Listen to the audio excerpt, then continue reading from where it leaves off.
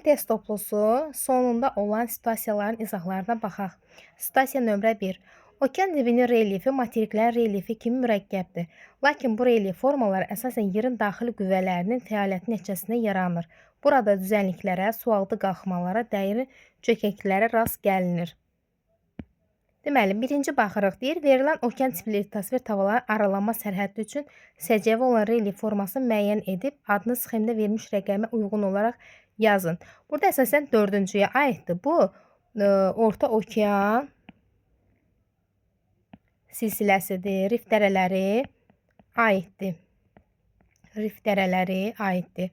Verilən əsasən okean dibində formalaşan relyef formaları müəyyən edib, adını rəqəmlərə uyğun olaraq yazın. Birinci əsasən bilirik ki, şelf və ya materik dayazlığı adlanır. Materik dayazlığı. İkinci, materik yamacı. Üçüncü, abissal düzənliklərdir.